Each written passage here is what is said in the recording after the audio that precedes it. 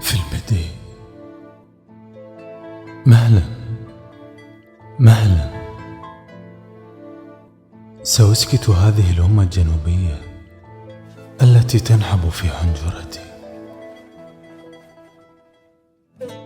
سأتوقف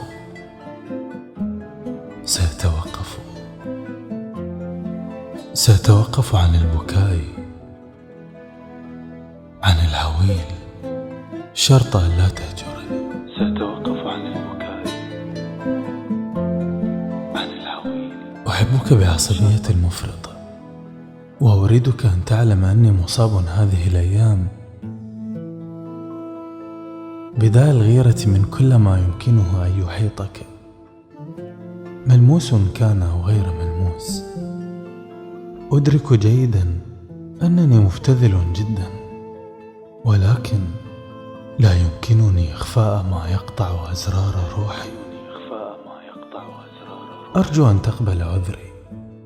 من الممكن لأشخاص عدة أن يعتبروا مثل هكذا أمر هواء في شبك، أما بالنسبة لي فإن شعوري كمن اقتلعوا قلبه ونثروه فوق زجاج مهشم مليء بالجمر.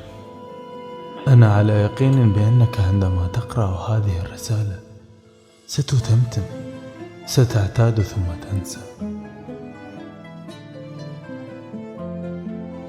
ملاحظة: كنت أرغب في أن أضع فاصلة، لكني تذكرت فجأة إنك في أحد الأيام أخبرتني بأنك لا ترغب بوضع فاصلة بيننا.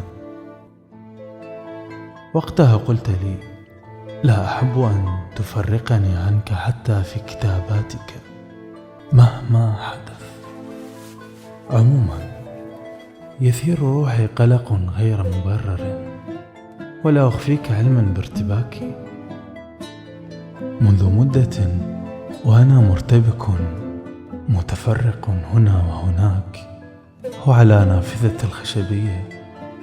أريدك أن تجمع شتاتي في أقرب فرصة ممكنة. في الواقع سأموت ما بين غيرتي وشكي، أجازف معي في كلتا يدي. لقد مللت وبدأت أشعر بالاشمئزاز. أحبك